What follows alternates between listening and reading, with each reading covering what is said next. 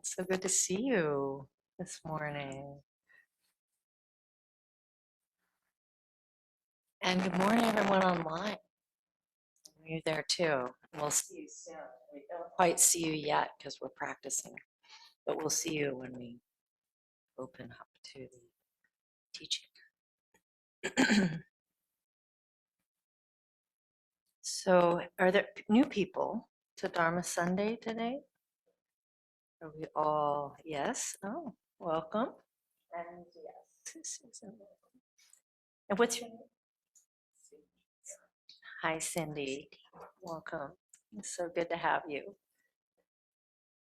So, just for those of you that are new, we are going to do about a half hour, maybe a little bit more of sitting meditation, guided practice, and then we'll take a break and come back for a teaching, a talk. And I'm here today with Zoe Morris, who is a dear old friend, and she and I did training together in the same, not at the same time, but at the same monastic institution. We were both studying in the same place, kind of like studying at the same college or something, but we were studying at the same Buddhist monastery and met each other many years ago there. And then more recently have been spending time together, working together, and doing some projects together. So I'm really happy to have Zoe here. So glad to be here. Thank you. Nice to have you. And Zoe's taught quite a bit online for us at NDF, primarily remotely. So you may have seen her before at a Dharma Sunday remotely online, but this is her first time to Wonderwell this weekend in person. And so it's been very exciting for us. She's here with her husband and with a brood of 3 small children who are 2, 4, and 6. So we've had quite an exciting weekend, Yes. let's just say. Never a dull moment when you guys kids around. So wonderful. Yeah. So why don't we settle in for practice and let's start. Go ahead. Oh yeah, there's a little bit of static. Okay, I did put this. I'll put this up here. I wonder if that helps. All right. So we'll start with our refuge prayer. And refuge is really just a way of, even though we're chanting a prayer that's in Tibetan and it has a translation and it sounds very, maybe very out of this world. Buddha, Dharma, Sangha, what are those? What the prayer is really about is just finding safety and finding a place of home within ourselves to practice and finding and remembering that we have support in the world for our practice. We have people in our life and we have people in our past that have supported us and nurtured us and given us the courage to look inside. And that's really the meaning of the refuge prayer, just remembering that we're not alone in our practice, something like that. So feel free to join me, but you don't have to chant with us. If you're not familiar, you can also just read it. Sanje Chedan Sochi Chonam La Chang Chu Bardu Dani Chapsu Chi Daki Jin So Chi Pe Sonam Ji Drola Penjir Sanje Druparo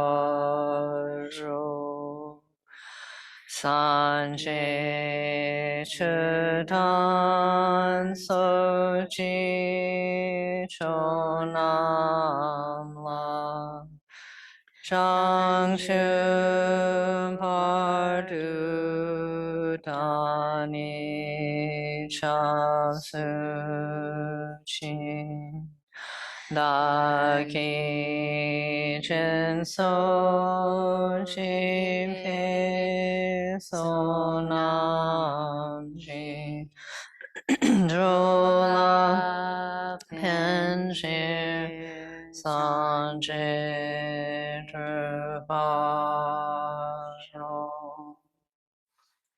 In Buddha, Dharma, and Sangha, we go for refuge until enlightened. By the power of generosity and the other perfections, may we realize Buddhahood for the benefit of all. We can read the second prayer there on page 1. I and all beings are primordially Buddha. Knowing this to be true, I am aligned with supreme enlightened mind.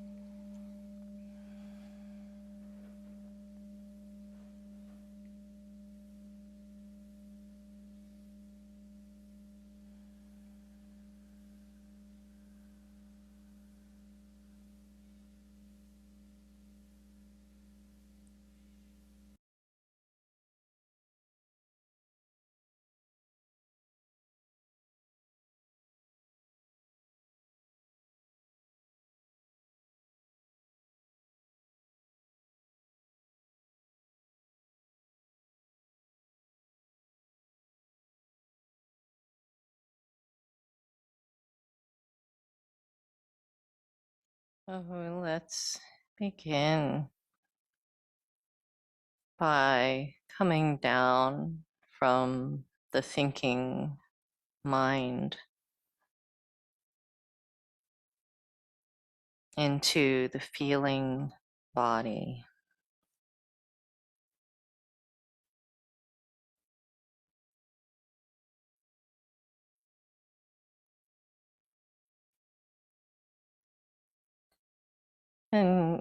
And just noticing how you feel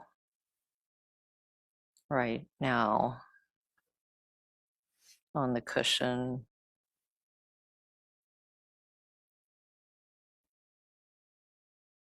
Maybe clear and bright, or sleepy, or nervous, or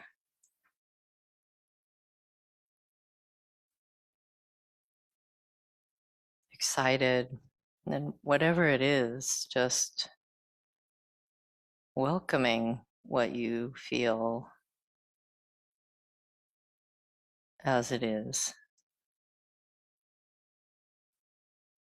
and honoring that.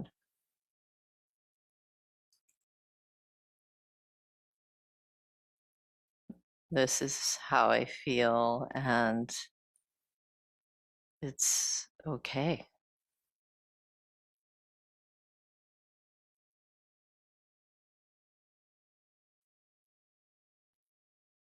All feelings are welcome.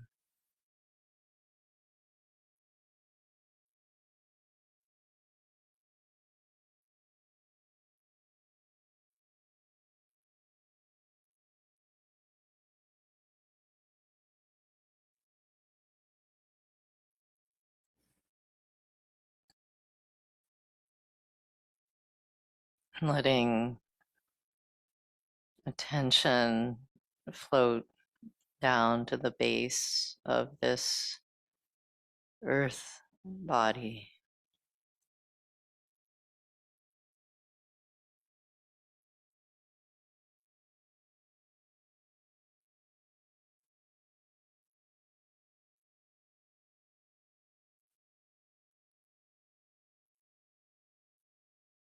where your seat meets the cushion or the chair.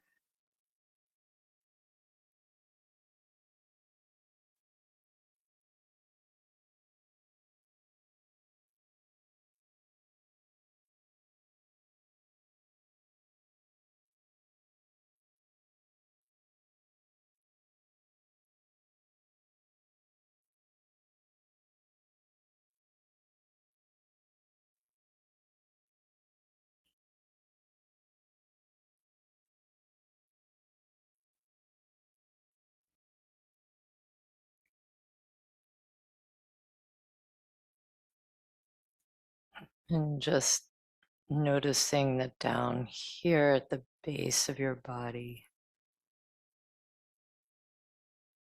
you are already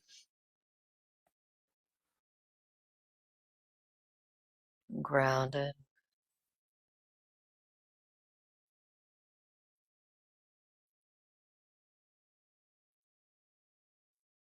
earthy,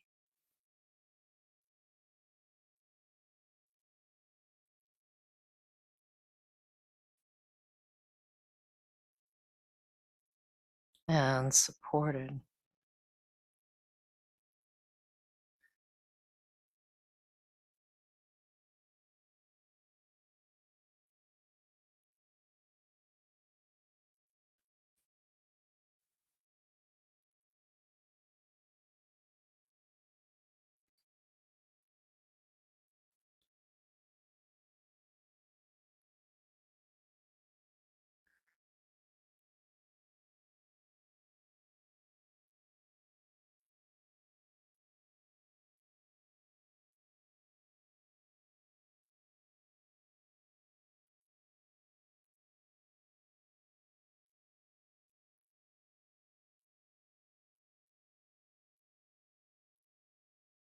Allow this stable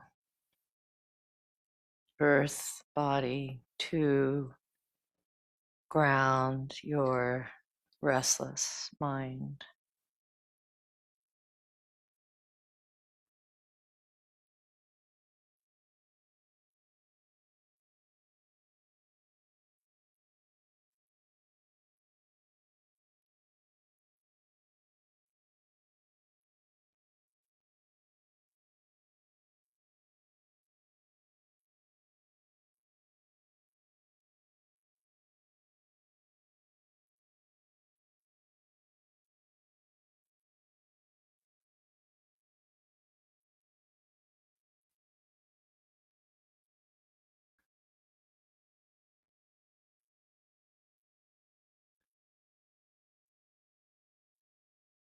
And you might even imagine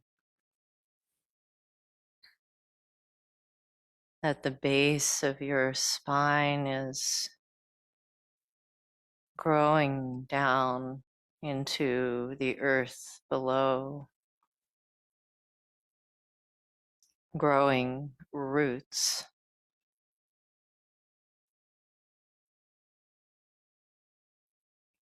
winding down into the soil,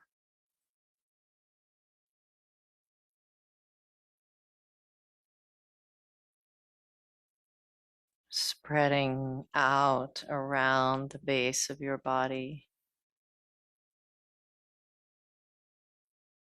like the roots of a great tree.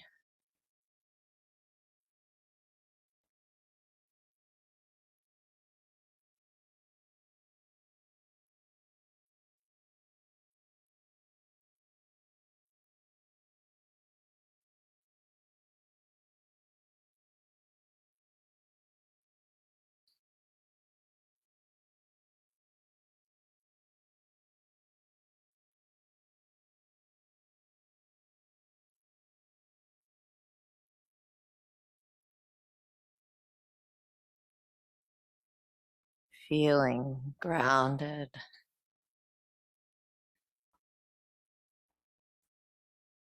anchored,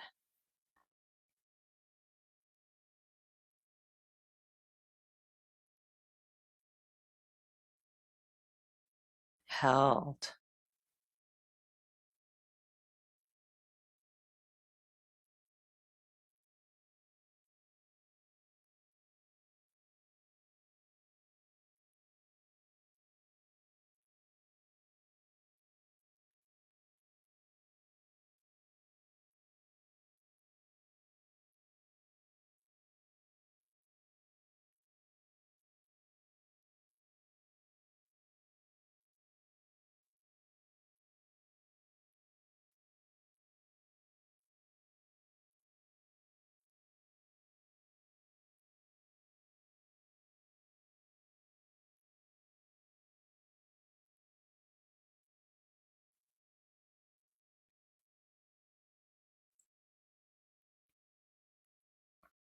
And noticing that all these other beings around you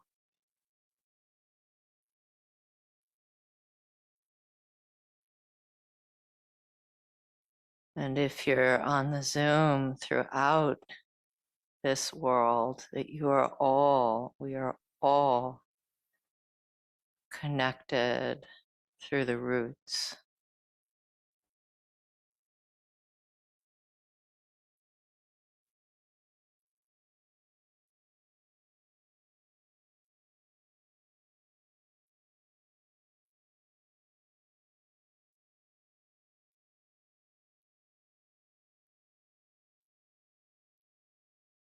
Grounded,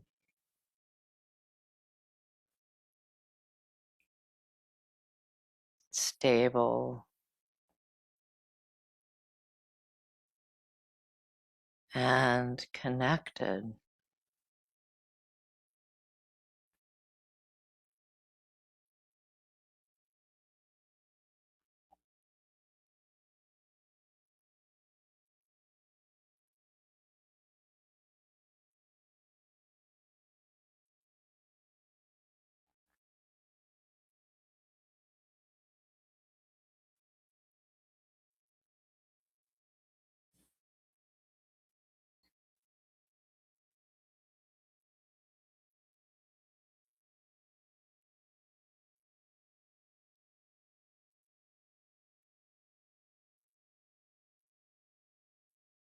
And now noticing that with every inhale, you're breathing in the out breath of the other trees.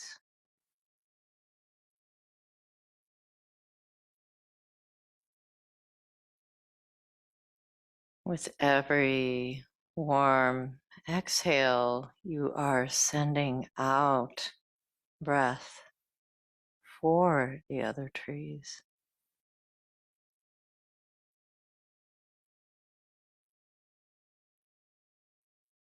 Co-breathing.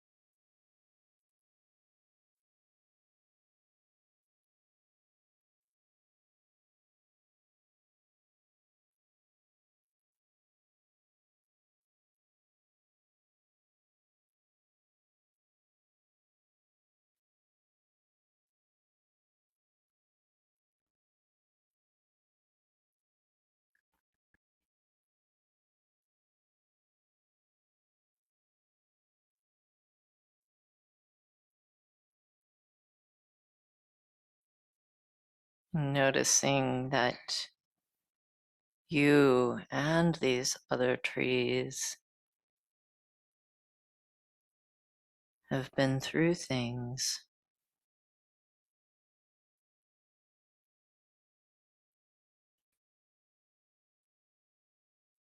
Your bark has been scraped by a brown bear,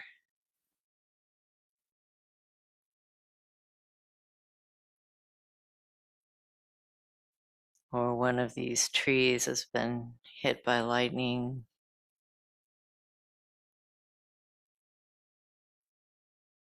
Another one survived a drought.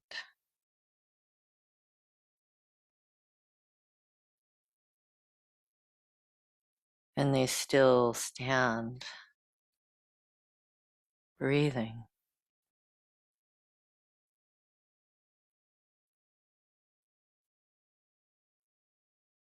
healed with the sap and the bark, carrying their scars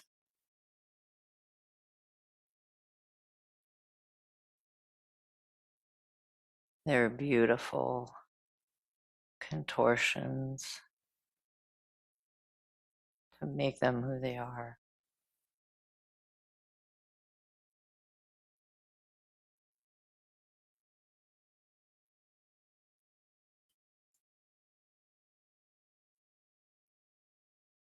And on an out breath, sending healing energy to all your fellow trees in this forest, beings.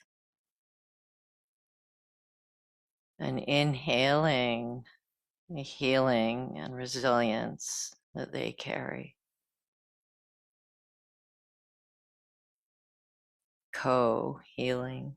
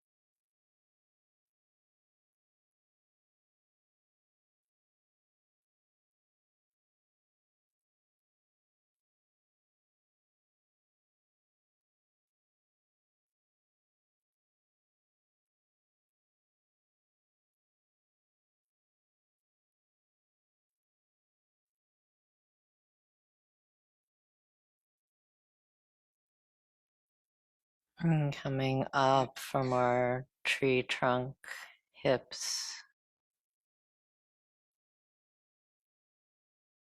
base of our body, to the belly,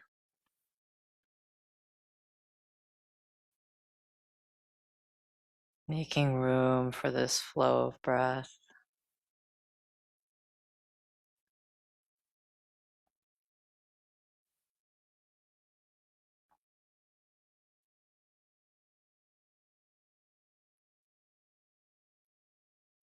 This nourishing, cool in-breath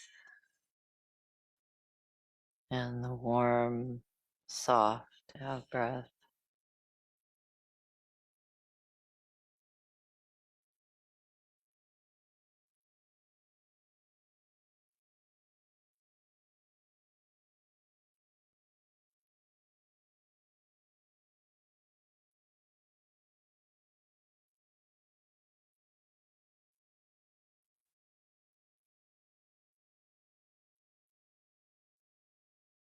Letting attention move up the spine to the heart center.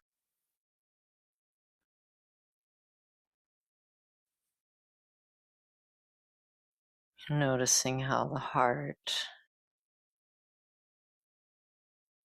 expands on the in-breath,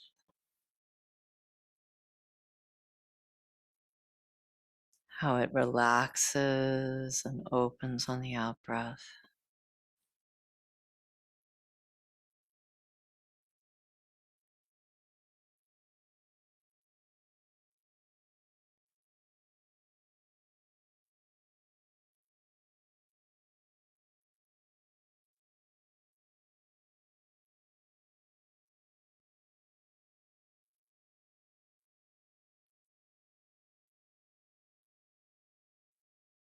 earth, body, breathing.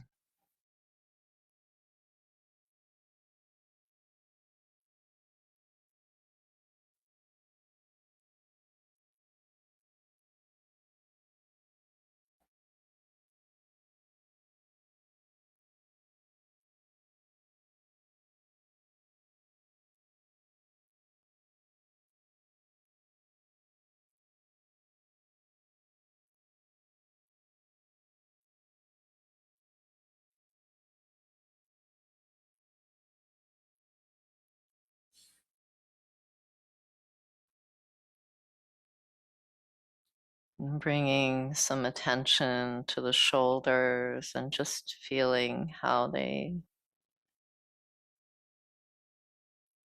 relax and how the chest opens with each in-breath and out-breath, like the limbs from the trunk of the tree. Just spreading out these two arms and bowing, waiting at the ends.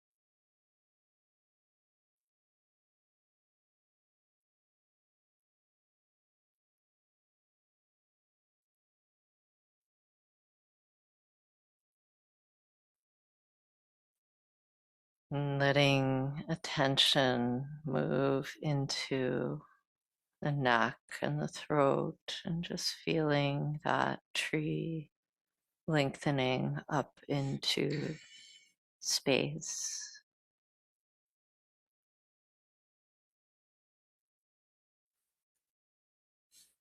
The crown reaching up to the sky. And if you like, letting the eyes open a bit and take in that light and space, being a tree in the sky.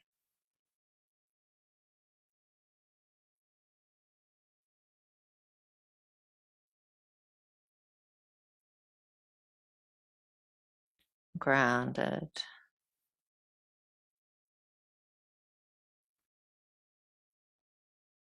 stable,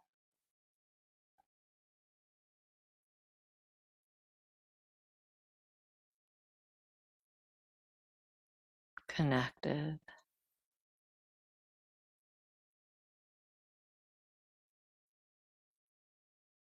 and spacious.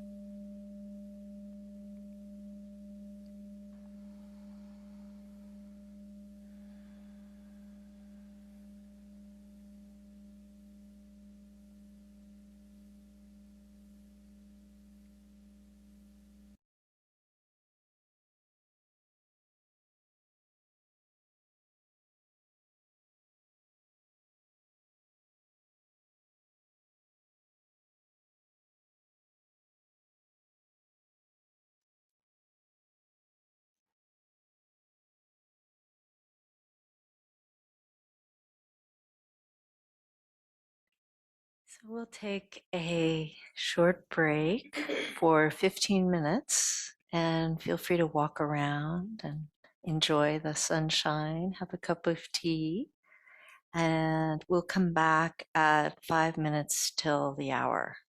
So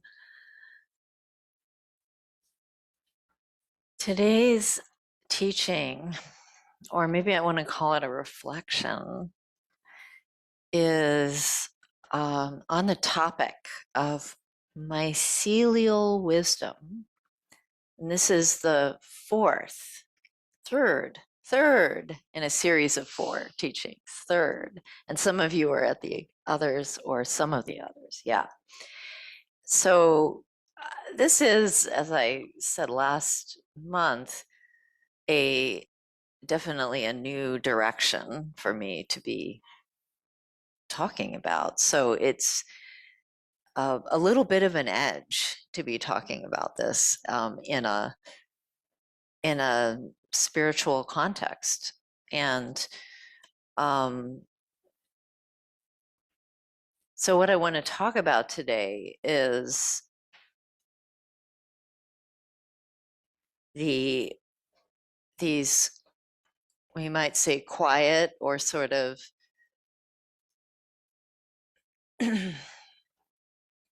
these quiet teachings of the world of mycelium, and how those teachings, which are wordless teachings, interface with what this tradition might call the Dharma, or spiritual practice, or meditation practice. And this is inspired just by my own deep curiosity and gradual cultivation of a relationship with the mycelial world and the plant world. And what is mycelium? Mycelium is called by some botanists the wood wide web, the wood wide web, instead of the world wide web. In other words, the internet of the planet. The planet has its own internet. It has its own web of communication underneath the ground, primarily, although it's also on the ground and it's also above the ground, but there's a lot of it under the ground. And what this wood wide web is made of is tendrils, essentially, that are a plant intelligence that we call mushrooms, although mushrooms are really only the fruiting body of mycelium. Mycelium is the web underneath the ground and on the trees, above ground and on the trees. And what we see with our eyes, because it's much more prominent and because mushrooms are very, colorful, and they are sometimes, but they're certainly visually draw our eye, right? They come up out of the ground and often overnight, right? In this magical way that we see them, we come out and there's mushrooms where there were not before. Those are the fruiting bodies of this really large web of connection under the soil that connects not only to other mycelium, but also connects to the trees and is part of the communication network of trees, how trees communicate with each other. Just like the World Wide Web is how we communicate with each other sometimes, right? Of course, we have many forms of communication, but so in that same way, the mycelium is this very quiet, underground, not seen really, and the size of it, the scope of it isn't really seen by us, but it's there. And so I want to reflect on that. Like, it's underneath every forest, it's underneath our feet when we walk. And it teaches us something about the ground, that the ground is not just earth or just stone, that the ground is actually this living thing, that the earth is actually a living thing of which we are a part. And this mycelial network is a very interesting metaphor for sort of this broader truth that we are all connected, that we are all part of a web that is unseen, the web of life. And every moment of our life, it's not just us. We are profoundly interdependent with our environment. We live in a web that Thich Nhat Hanh called interbeing. We are part of interbeing. And that's not necessarily how we operate, right? Every day we operate as individuals and we think of ourselves as the center. But actually we are part of something much, much larger than ourselves. So, so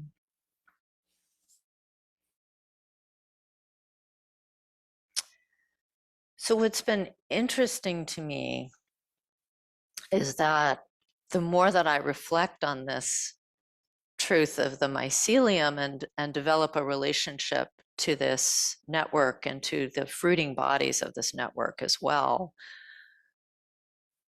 I started to see how many of the teachings from this mycelial network and from the fruiting bodies of this mycelial network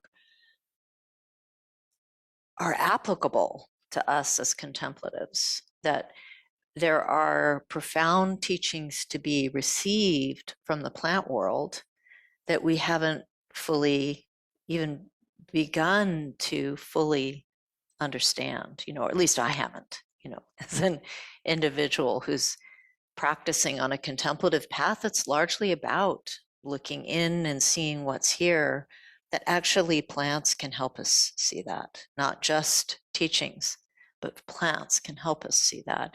And in fact, they can be more than just the more than human world. We can actually give them a seat, a teacher seat. They have wisdom to offer us. So,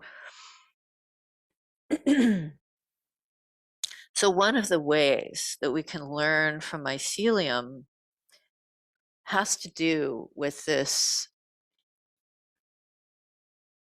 we could say, the mycelial view that everything feeds everything else and that nothing is wasted. And that the key to the thriving of this network is not this contraction into one node of the network, but it is this expansion into this broader understanding of connection that has a lot to do with metabolizing. So the mycelium, in addition to be the connectors of the trees, the mycelium are also the metabolizers of, they are the masters of decomposition. So when something in the plant world needs to transition, they are there to help. And that includes our own human body, right? When our human body is ready to transition, I mean, even if we're cremated, the mycelium are there to help. So,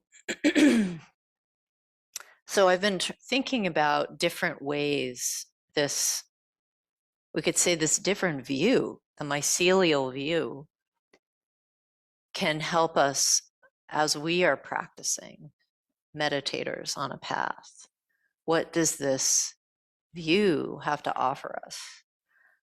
And so for myself, one of the things this view has to offer us, for myself, because I really am resting here on my own journey of developing this relationship with plants in various ways, including seeding, growing things from seed, and so forth,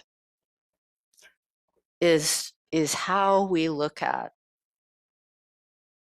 what we're doing on the cushion, sort of in this broader view of what we might call in Buddhism waking up. Like we call this waking up. It was what the Buddha identified as, if there was to be a goal of the path, Bodhi. And Bodhi means to wake up. Bodhi means, some people have translated this early on in Buddhism as enlightenment, although now very few people translate that as enlightenment anymore, but they used to. Enlightenment, somehow going from the darkness to the light, or freedom, tarpa in Tibetan. So different Buddhist cultures talked about this differently. What is the goal of our practice? Freedom, enlightenment, waking up. And I think when we're coming to the spiritual path, we're often drawn by that idea. When we first hear about the spiritual path, that, oh, this is a way I can wake up.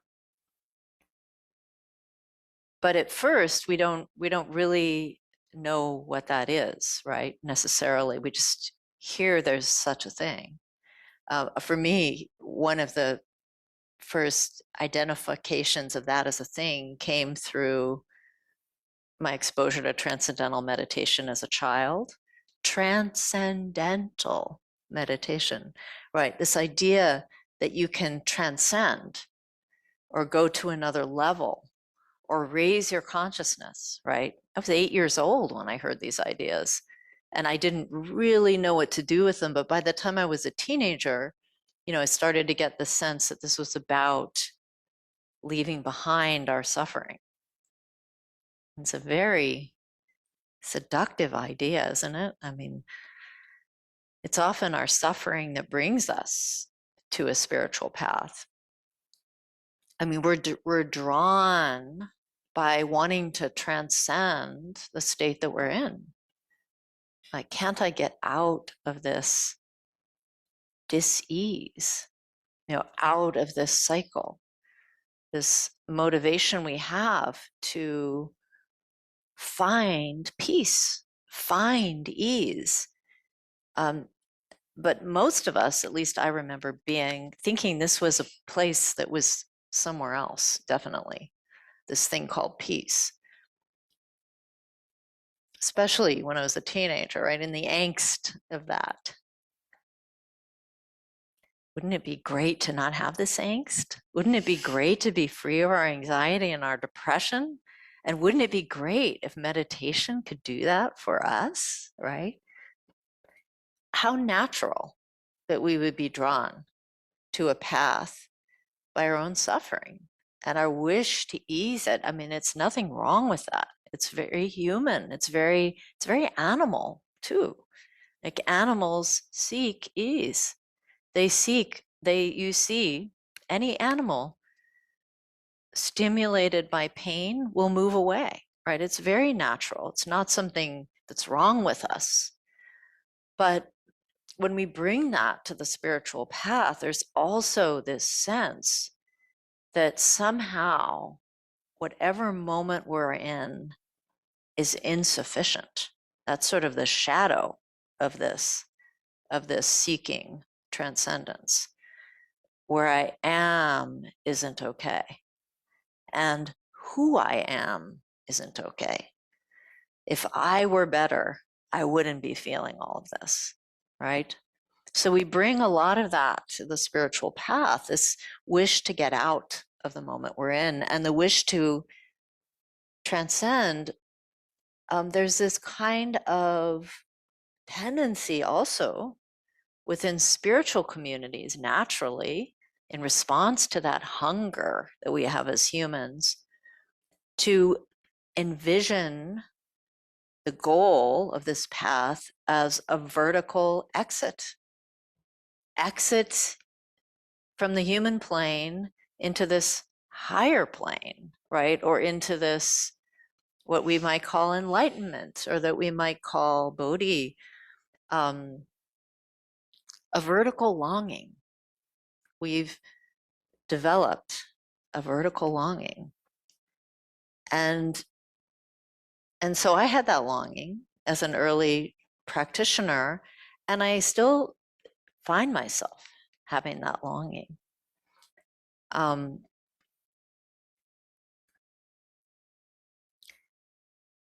But actually, over time, you know, these decades of practice that I've been in on this path, I've made a discovery, and my relationship with this plant world and the mycelial view has really actually helped me even further to identify the tendency that I have to want to get out of the state that I'm in. Is that actually where the path really is leading us and calling us is back home to the present moment that we're in, that it isn't going to be found somewhere in the future, this more blissful state. And as I started to have started to reflect on that more and more, to practice with that more and more, looking back at the tradition, I think, has a lot of clues within it that is actually is where we're headed. And in some ways, I wonder if the institutionalization of religion has encouraged the vertical longing for reasons other than helping to ease the suffering of their congregations, because it sort of puts what you're yearning for up ahead somewhere, which means you have to keep tithing and you have to keep, whatever it is for these institutions. But actually what we're seeking is not out there and not up there. What we're seeking is more down there. And when I say down there, more in the body, more down here in the present moment, and more down here close to the earth, close to the planet. So when the Buddha was practicing, the Buddha actually spent 6 years practicing on the banks of this river, this flowing river in northern India, when he was in his 30s.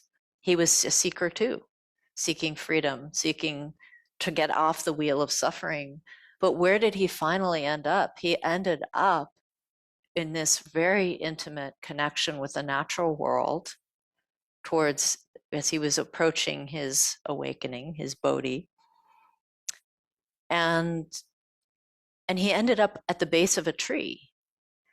And the tree is this integral part of the whole understanding of what happened to the Buddha. And when he woke up, the story goes, under this tree, the very first thing he did was he reached down with his right hand and he touched the earth. And he said, it's a more complicated story, but he said, the earth is my witness to this awakening. The earth is my witness. He made this gesture of connection to the earth. He actually said, Praviti Mata, Mother Earth. The Mother Earth is my witness to this awakening. And to me, that's a parable, right? What that means is it was her that helped birth this awakening. He could not have woken up without that connection to Earth, to the planet.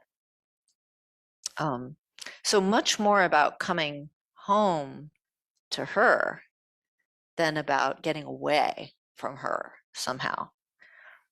That story that he was not escaping, but he was engaging. that a Bodhi is not so much about escape as it is about engagement and connection. So I could say more, but I want to turn it over to Zoe because I've been talking for a long time just now, and it's your turn. We'll go back and forth in a minute. Yes, I was actually, as soon as I saw your notes, I was like, I was going to talk about Sa, the Bhumisa Parsha, which is what the Buddha did, putting his hand and touching the earth, like with the earth, with Mother Earth as my witness. So as when Willa so graciously asked me to come and join her today, and she told me the topic, I was like, I'm definitely wanting to talk about this. This is sort of my MO as a Buddhist practitioner. And the reason being this idea, this myth of transcendence, right? Because I think that it's one of those really fundamental core beliefs that are completely natural for us to have as people, right? Like as Willa is saying, this urge to escape our experience, or, eliminate our suffering to find something better, which is completely natural, just like Willa described, plants moving towards light, because that's life affirming, animals running away from pain. You touch a hot stove, your hand gets burned, of course, right? You should have, these are natural, but these tendencies of avoiding suffering, only being drawn towards the things that sort of like affirm temporary joy or things like that, these things, they're all natural impulses, but they can be quite detrimental on our path because it makes it so the path is seen as something apart from us, something that we're embarking on, as if we have to either change who we are to follow it, or that there's some sort of like, somewhere to get from point A to point B, and I'm going to be a different me on the other side, when really the earth as a symbol of being a witness is truly a reminder, a metaphor for the fact that this awakening is really just a recognition or a coming home to our innate nature, which we are always already possessed of. And it isn't something to adopt or reject, but this process of recognizing. And whole societies, and actually our whole notion of the self as being a single, having a singular identity, survives and thrives on the notion of like adopting and rejecting things, right? That's how we form our identity. Like, I'm Zoe. I like comedies. I don't like scary movies. That's me. That's a big part of how I identify. But as we know, those things are always changing. And yet there's this Zoe that I can't quite pinpoint when I sit on the cushion, or, if I cut my hair, am I still Zoe? Am I, as I age over time and things are changing in my body, am I still Zoe? What is the Zoe-ness?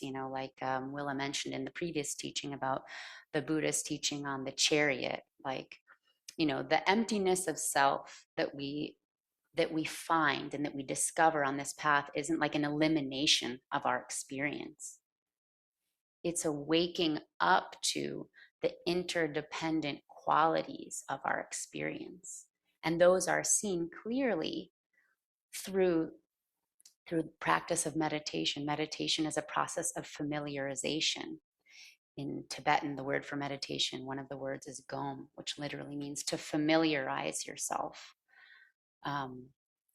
Which is quite the opposite of transcending the self. You're actually really sort of reveling in your own experience. You're really being present with things as they are.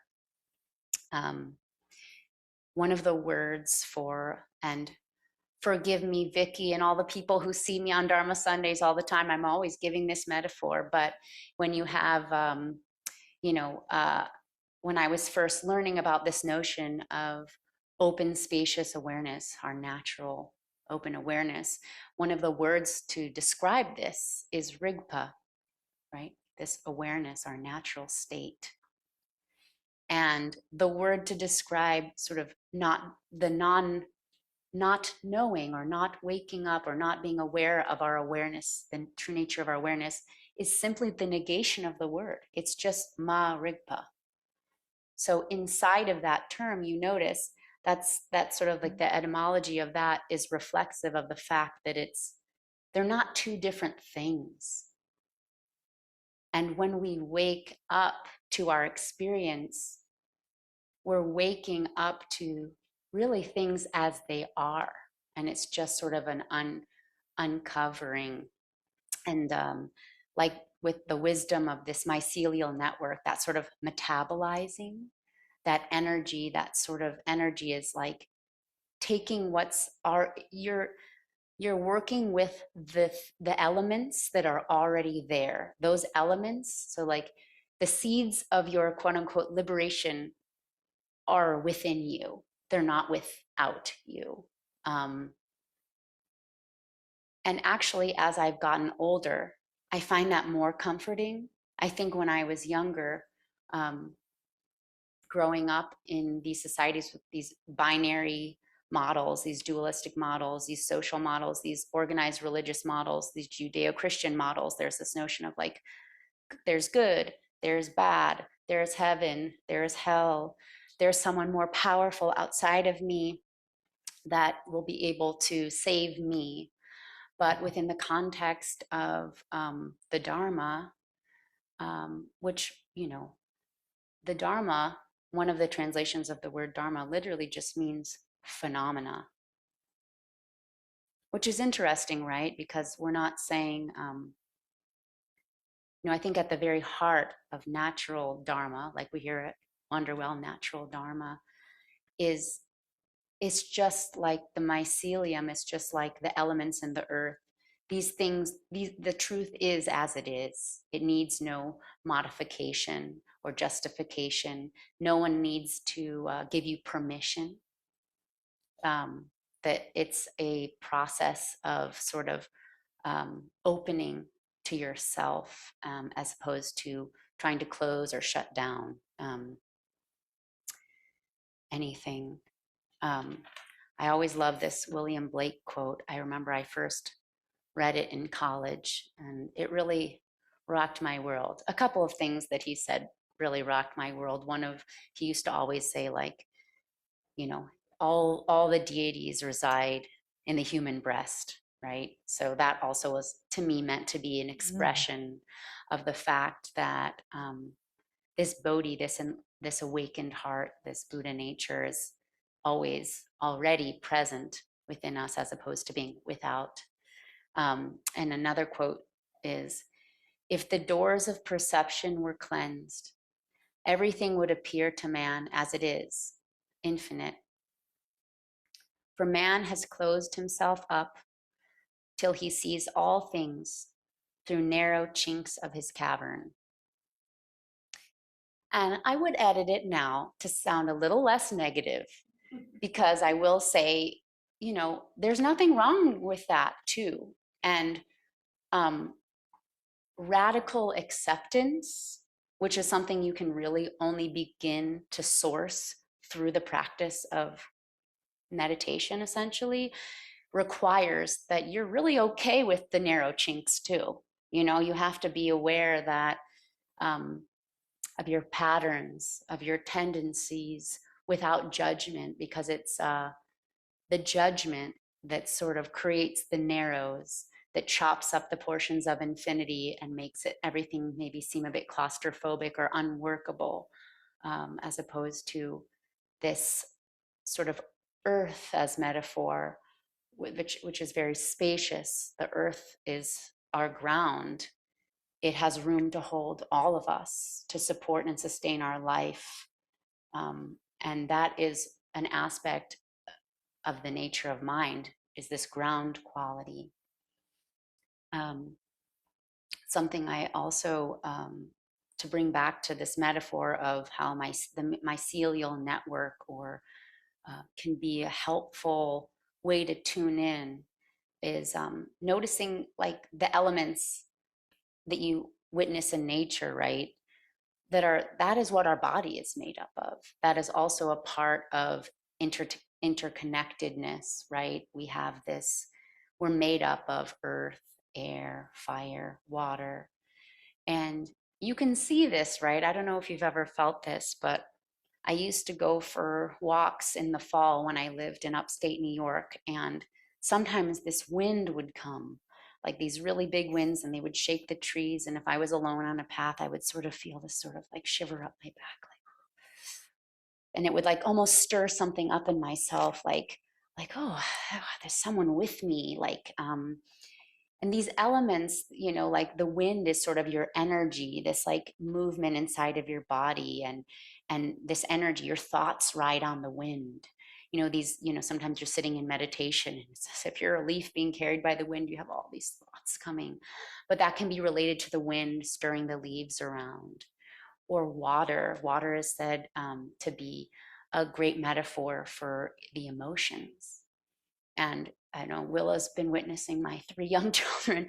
Emotions are very fluid in children. Like there's a sort of immediate, you know, there's these waves can arise, and Uma can be so upset. That's my middle daughter. And the world is basically over. But because she has sort of less of a sticky meta narrativizing or attachment to that, she allows things to kind of, her wind carries it, the water's moving it. So the next minute she's like giving me a hug, and anything I did to ruin her world is pretty much all said and done for that moment.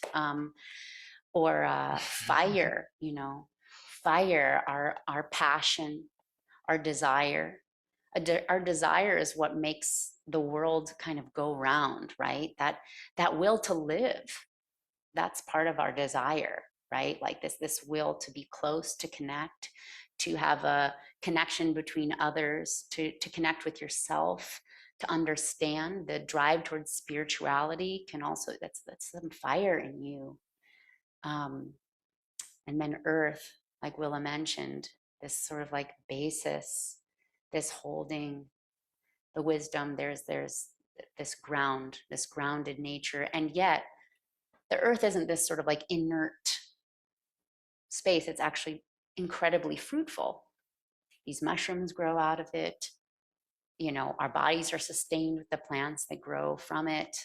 We all are here because of it, essentially.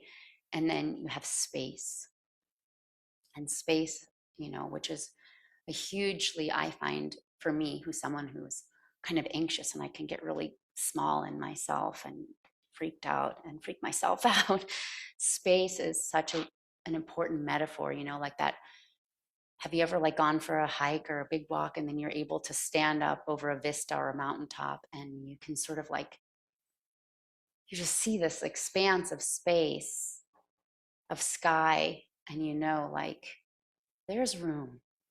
You can take a deep breath, like there's room, there's air to breathe and things to share.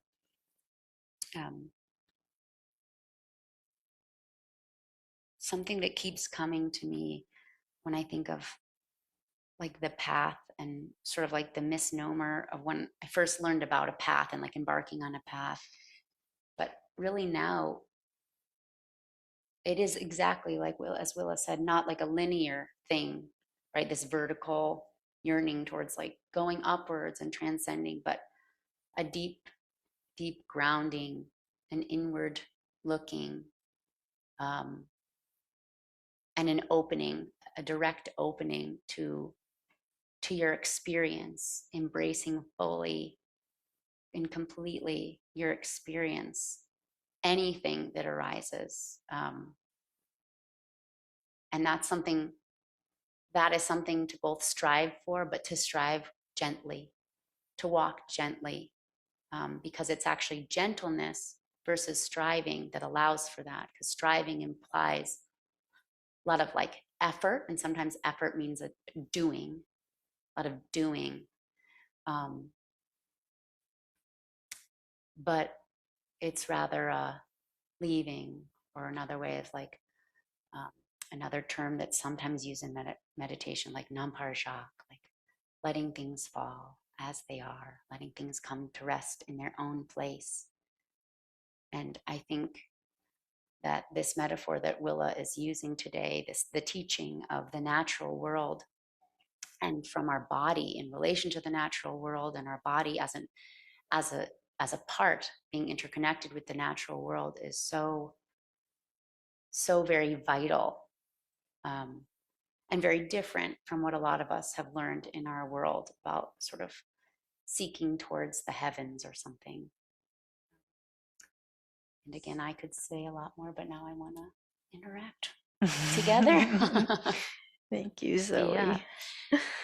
So I've had the pleasure of getting to know her children. I never met her children until this weekend, and I'm getting to know them, and I know what she means about Uma. It's like one moment, just the world is falling apart, and the next moment, everything is absolutely fine. Yeah. And, just what a teaching, that we could let things flow like that too. We get so stuck. I think as we grow up, we think a lot more and we kind of ruminate a lot more. I don't see her doing a lot of ruminating. She's like a force of nature at 5, or right?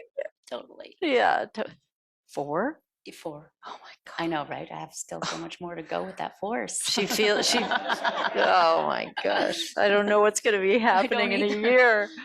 But yeah, it's such a teaching. Children too, such teachers, and they're close to the earth. They're close to their bodies. They're close to their bodies. And as you were talking, I was just thinking about, what's so interesting. It's true that the practices that we do on a contemplative path can increase our relief and our peace. So what we're yearning for is definitely there. It's going to help our suffering, but it isn't a paradigm of escape. And I think when we often come to the path, we're seeking escape. We want to get out so badly of our suffering, and we want to get in to this thing that we imagine is peace. But it's not a paradigm of escape. It's a paradigm, the paradigm that works is a paradigm of maybe metabolization. Is actually metabolizing the source of our suffering, getting down to the source, and then composting. Just like the mycelium, right, are about composting. They're not about, they don't reject decay. They don't reject what's there. They metabolize what's there. And so I'm thinking that part of what the mycelial view can bring to our practice is this understanding that we can compost our suffering, and that we can compost it, but not until we really get down into it. And that our path is not so much this path of transcendence, the path of vertical exit, as it is a path of waking down. We're still waking, but we're not waking up. I mean, in the sense, I can remember myself, my first station, which is sort of a long meditation retreat in the Zen tradition. And when I was 15, I went on a weekend station with my father. He took me to this Zendo, Ring of Bones Zendo in Grass Valley, California. It was operated by, help me, Gary Snyder. Gary Snyder was the creator of the Ring of Bones Zendo. He's a great nature writer and poet. And Gary Snyder was there on the station. And I was 15. I was the youngest person there. And it was the longest I'd ever sat before. And it was my first retreat. It was a long weekend retreat. And I can remember sitting there in the Zendo, and I was so excited to be there. I mean, I loved meditation at that age already. But it was also really hard because it was the longest I'd ever sat still. And my mind was racing. And I remember thinking to myself, okay, maybe I could wake up. And I sort of had this feeling of I'm just going to kind of pop out of my nervousness, like my and I'm going to kind of pop up and out. And like, and meanwhile, I'm in this incredible zendo in the middle of the woods, and the birds are singing and the light is coming. I mean, it was a perfect environment for practice, silent. But actually, it was really hard for me to settle. And I remember thinking, if I could just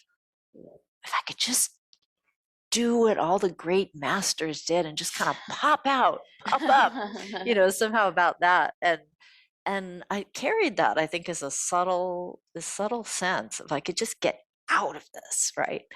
But no one ever said to me then, go down here, like wake down, come into your body, really go in and really connect down here, right, to the earth. And this is going to teach you what to do, right? But now that's what I do think. I do believe that. So, and part of that is coming or being underscored for me by my relationship now to the plant world and seeing how the trees and the plants are waking down, and saying to me, that's it. It's not about the escape. So even when you were talking, I was like, that was coming into my mind. Oh yeah. That waking down. And I feel like children kind of have that, right? They sort of, they're so connected.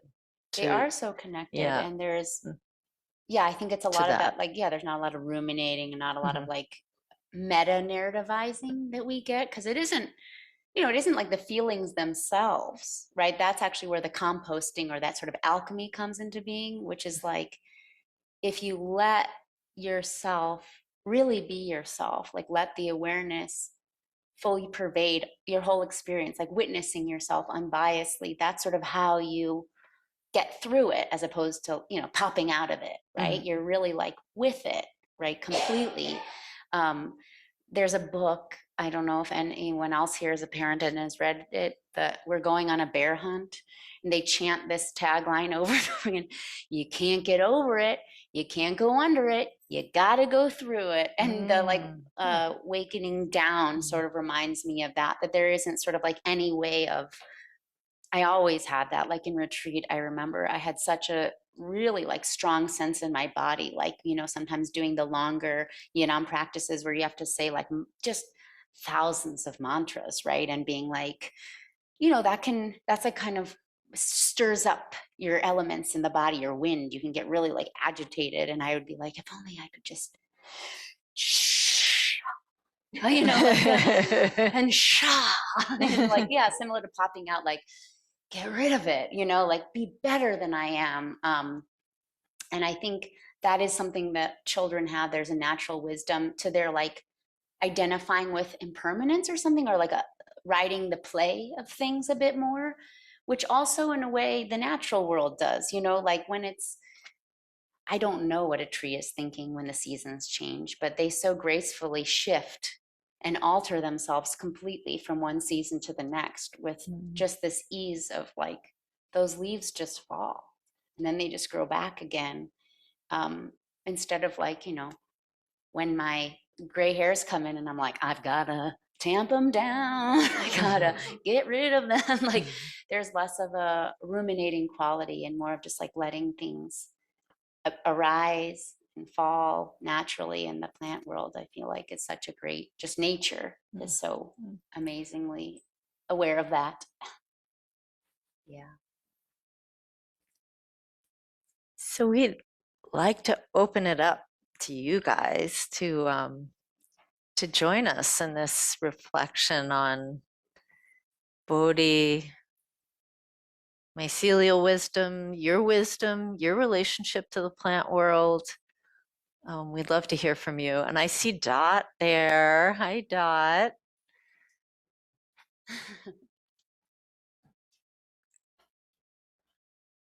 Wait, give us a minute. I think we're trying to unmute you.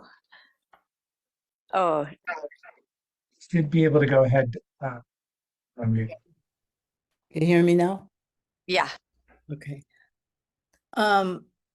Yeah, I'm gonna say the same thing I've been thinking for the last 50 years, but what's wrong with doing? I've had this problem with Buddhism and every religion, and you're talking about it, this idea of transcending and getting away from and getting up and away from the earth. And now that we have climate change, it's so obvious that we have to do something. And except maybe for the Unitarians and a few others, religion in general seems to be on an escapist route, transcending, getting away from, not being with. And when you, Zoe, when you're talking about your daughter, I thought she could do great things. She's like metabolizing like instantaneously. She's feeling fully and deeply and being herself. And I hope nobody tells her not to do anything. That's not the way to go. So I wonder if you could just talk about what's this thing about not doing some things when here we are on Earth in a relative world.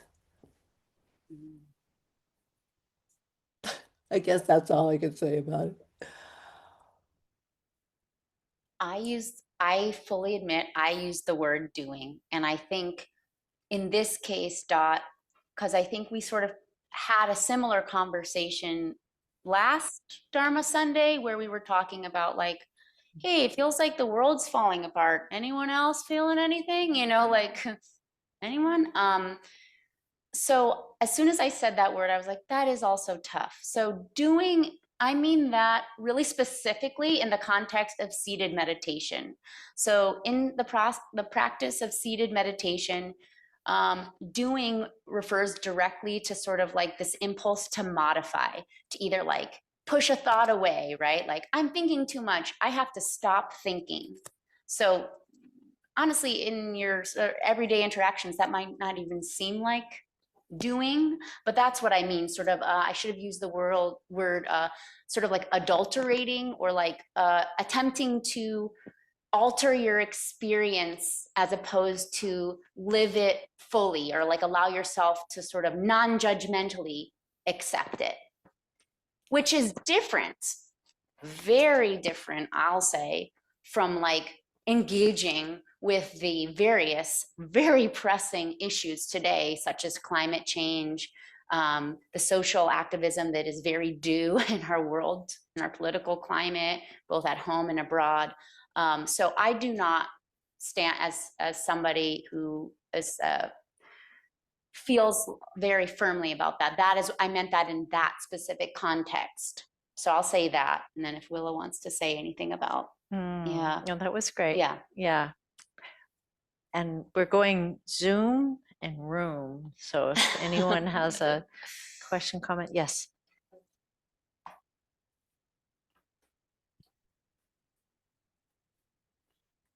Hi, thank you so much for this conversation. It just goes along, and some of you who have met me before know that I'm a local farmer and I'm also an herbalist. So I'm very connected to animals and plants, have been since I was a child.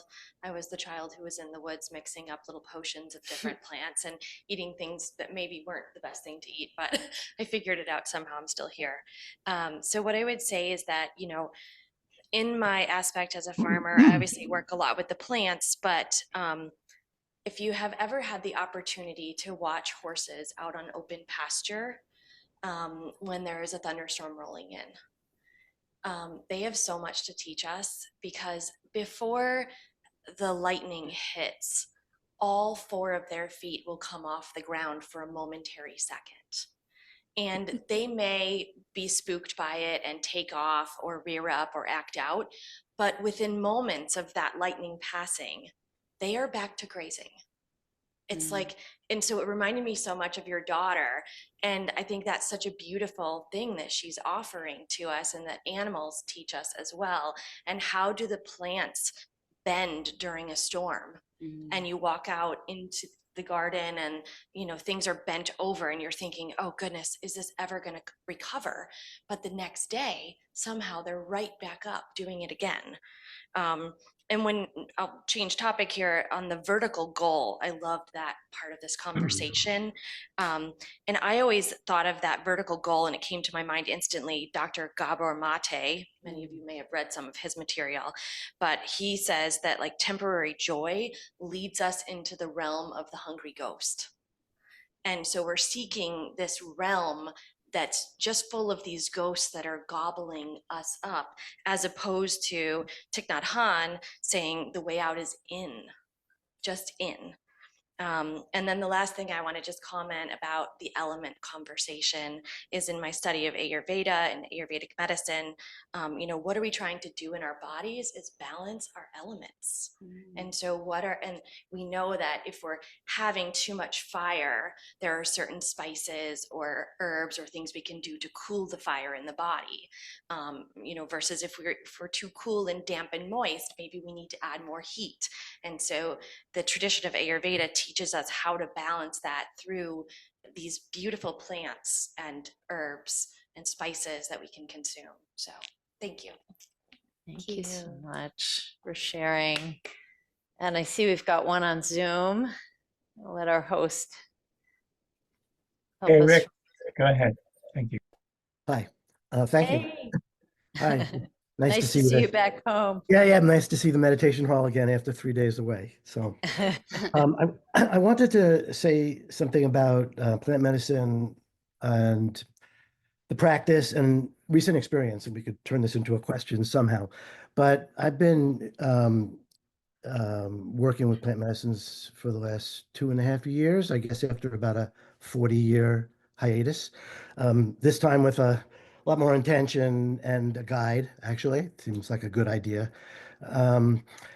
And, in some ways, I feel like I did have a transcend, hope or approach. Although I will say it got me back into having a practice again, as cliched as that is. Got me, sitting on a cushion every day and really pursuing, which has happened to me 40 years ago, but here I am again.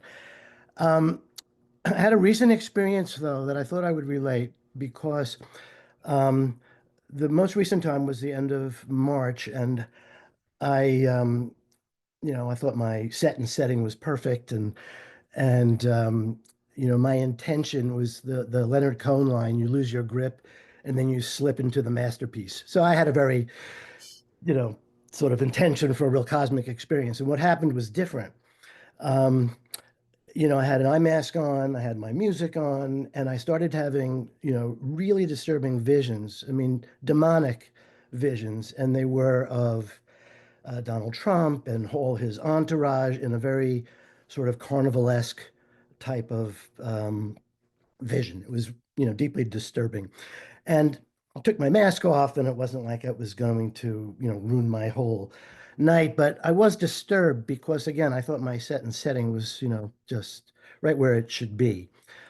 I noticed it was lightning outside, and I ran outside to the porch, and it was pouring rain. And the sound of the rain and the peepers, which were screaming, and the sheet lightning, just was like a shot in the heart. It was like the antidote to that anxiety.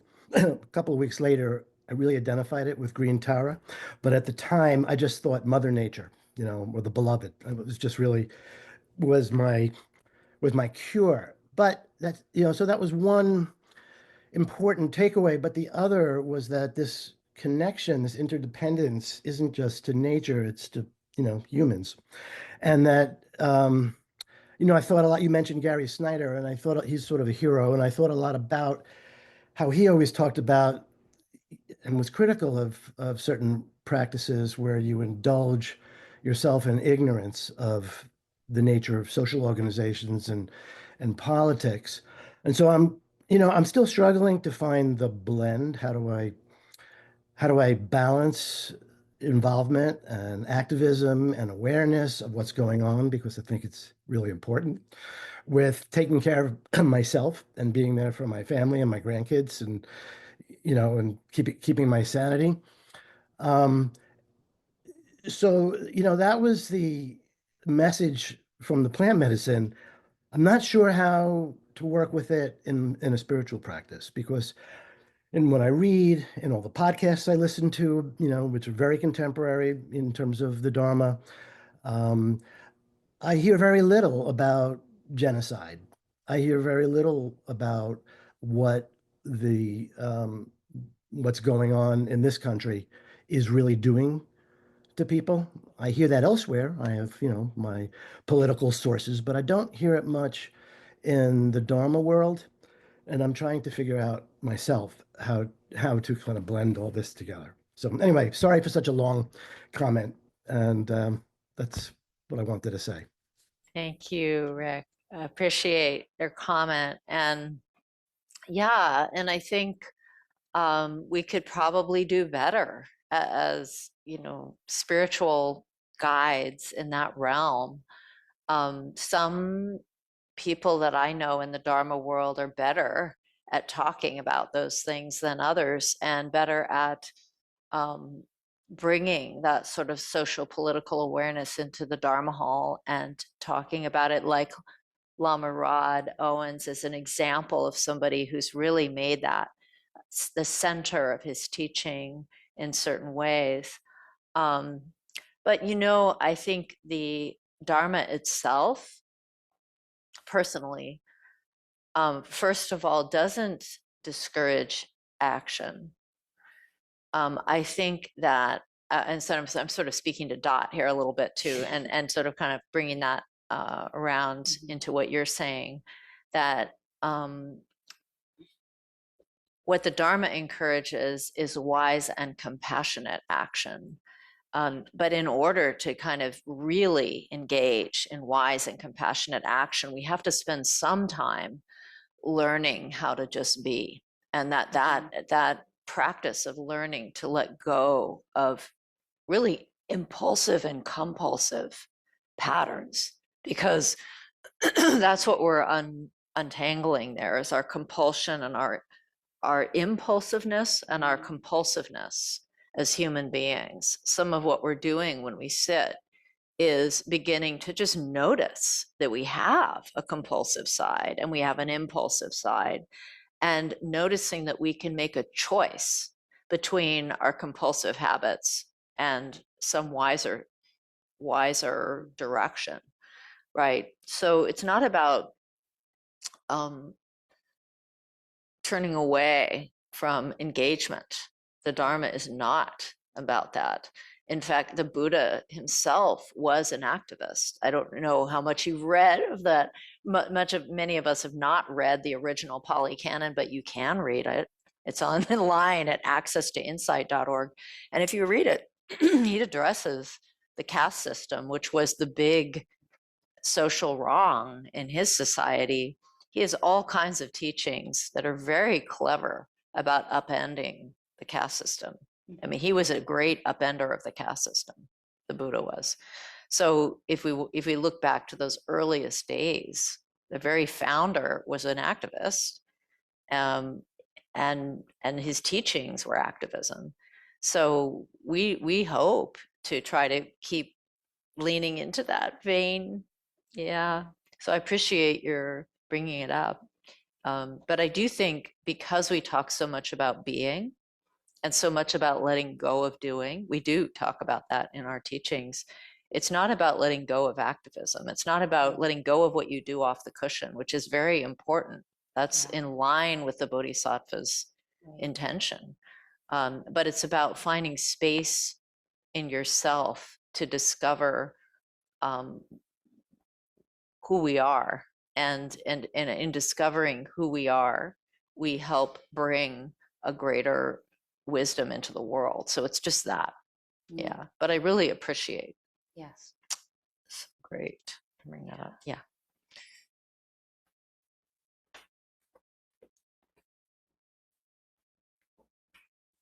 Hi, I'm Karen. And I would like to mention to the last person that every Wednesday night, NDF has a group online called Merry Mahakalas. And actually, the purpose of it is really to dig in together into what's happening in the world today and how can we meet that with wrathful compassion, but also with joy at the same time. The joy we find, being together and talking about it. So it's mainly Sangha led. It's different every week, and there's a lot of small group discussion also where you can really share your concerns and your ideas. And that's at 5:30 on Wednesday nights.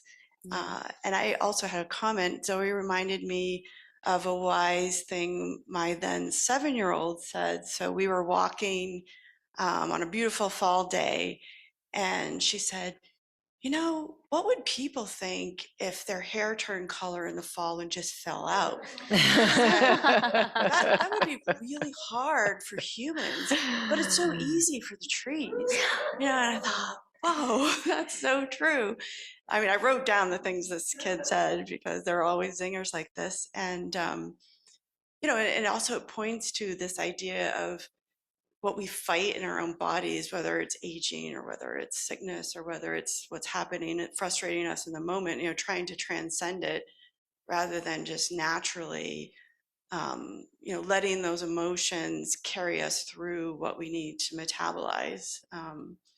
So I always go back to that, okay, if my hair fell out and changed color once a year, how would I handle that? That's something to practice with. Thank you for sharing that. That's amazing.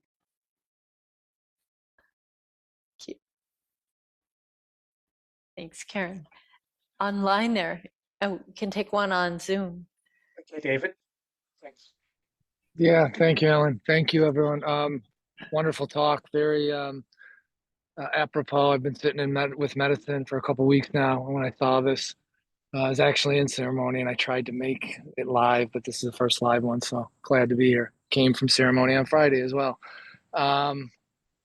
Just to give some context, I'm a therapist, psychoanalytically trained practitioner, returned to Dharma 6 years ago, similarly to someone else, following plant medicine use and a lot of other synchronicities. So not to get into sobriety and so on and so forth. But I do have a question and maybe even a comment that leads into the question, which is plant medicine use sort of teaches me. And I love the comment about getting back into presence because and accepting what is, because when I'm in ceremony, if I'm not having the visions or I'm not getting the message or whatever I want, I can get lost, attached, go back into all the stories.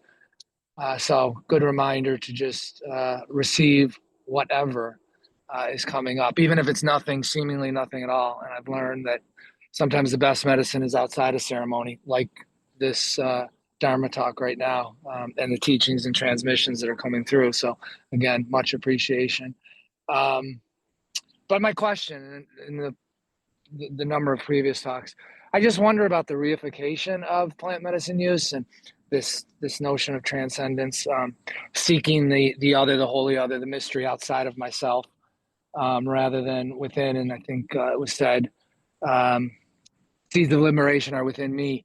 And I know the tendency when I'm in plant medicine, and maybe it's because I'm a recovering Roman Catholic, is to see spirit as somehow other, but in a reified other that becomes like, a self, which is just another thing, substantive, again, transcendent. And I guess, again, thank you, because this is a constant reminder of how my mind wants to trick me and use language and thoughts and discursive thinking to say, spirit is the medicine, which is the Aya, or the maestro, the fellowship, the Sangha. And even if I say now, I guess, so my question is again, the trap is, okay, I want to locate it within myself. But self and other is no different. There is no inner and outer. I want to rest in the sort of open awareness of just this. And it's so tough to do. And so any suggestions on how to do that, specifically when I'm in ceremony under the medicine? I mean, I practice, I try to sit in meditation, try not to grasp, cling, turn away. Somebody said there's horrible visions of Trump. The no bad parts, as IFS teaches. I mean, so for me, it's again resting in whatever comes receiving it, accepting it as the seeds for my own liberation in a tantric way. Any suggestions how to do that other than to just relax? But if you have anything to say about that, again, specifically to plant medicine, integrating it with my mindfulness practice, when again, the small mind wants to say, oh, this is a message, again, a meta narrative, oh, message from plant, message from spirit. So I don't know. I hope that's clear what I'm asking. Yeah, so I just want to commend your self-awareness around even asking the question. So, and I want you to commend yourself, especially for, I mean, you know, respect yourself for that, because sometimes we think we have to solve this, and we don't necessarily. Just to say that, you know, you're on a path of healing, and you're on a path of waking down. I'm just going to use that because I like it. And that is a process. And in the process, sometimes we need sets and settings of some kind to, you know, because, you know, you can be on the path for four decades and still be using what we call in the Vajrayana skillful means. You still seek skillful means. You still, but what you get better at is realizing they are not an answer in themselves. They are an assist. The answers are going to come from within you. Right. But there's an assist quality, and I feel like practices are an assist, and sometimes plant medicine is an assist. But even noticing that you're, you know, you may be clinging to the medicine. We can cling to the medicine. We can cling to any medicine. We can cling to meditation too. That the path is about it's not engaging, because it is engaging. Right. We want to engage. Engaging is a way of setting up set and setting. Meditation and retreat are set and setting also. Set and setting. Familiarize. And medicine, you know, it's all, and the meditation is the medicine. Right. But the sense of that is we can cling to meditation. We can cling to experiences in meditation. We could cling to anything. In fact, that's what we do, is we're pretty good at that. So part of the practice is just, you know, just that, what you said it, relax. It's okay. Yeah. And just something that you said about healing. I mean, just again, back to the meta narrative. I mean, as a psychotherapist, and I got into plant medicine to heal, again, coming out of recovery, even meditation, I'm realizing to the question about doing, I then end up doing and efforting healing. So the healing becomes this narrative, which is the trap, because then I'm like, oh my God, you know, I'm seeking, and then the seeking itself becomes this sort of vicious circle for me. And it's like, okay, relax, you know, there's nothing to heal. And I don't want to get, you know, too much non-dual spiritual bypassing, but I mean, there's a really deep teaching and equanimity, which is, I'm good if I could just relax and release and allow. So yeah, I mean, again, just with that language of healing, as a psychotherapist, I could do psychotherapy, psychedelic psychotherapy, but spiritual practice in plant medicine, the biggest teaching of all is it's already here. I don't need to do anything. Relax. So thank you. Thank you. Thank you for offering your experience. We are at time, and I see there are still hands, and I hope you can all, you know, just take what it is that you have to ask, and can you write it down or store it? And we're going to be back together again in just a couple weeks, or maybe 3 weeks together. If you want to come, then we will continue this theme and topic. So please bring those with you and hold them in your heart. And thank you. There's nothing better than the power of an open question. So may we always have questions and hold them close to our heart. And we're going to dedicate at the moment with our dedication on page 15.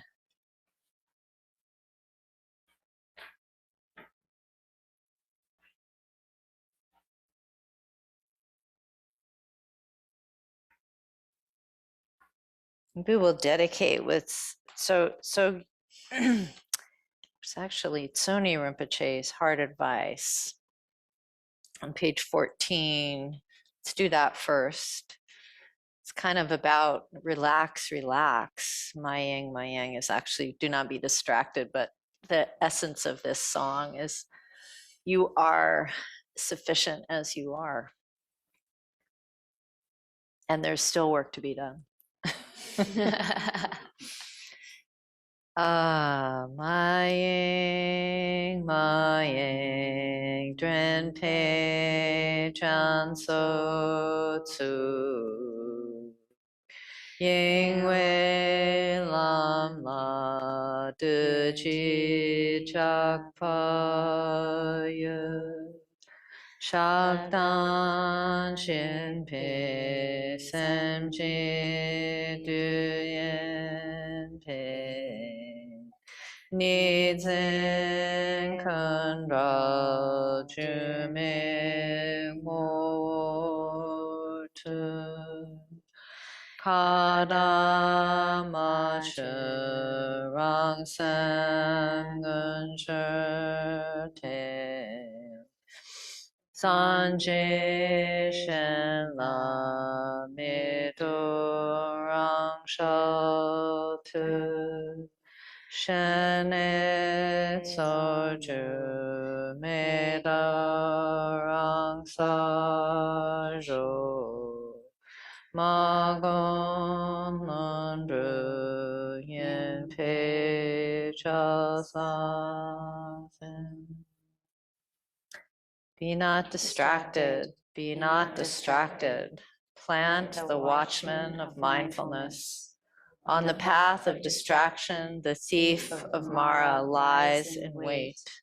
Because the mind of attachment and aversion is Mara, regard it as illusion, free from all duality. Once your own mind is known to be primordial purity, free from contrivance, there is no other Buddha. Look at your own face. There is nothing else to realize. So rest at ease. This is spontaneous non-meditation. Take the Buddha's seat.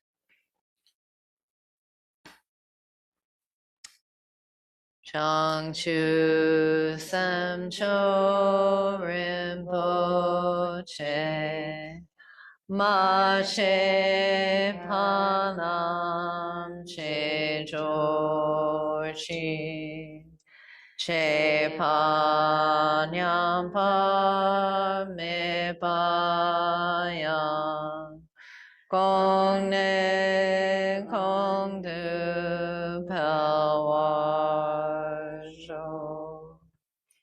May the pure, brilliant sun of bodhicitta dawn in each and every heart and mind, dispelling the darkness of suffering and confusion unstoppably until all are fully illumined and awakened.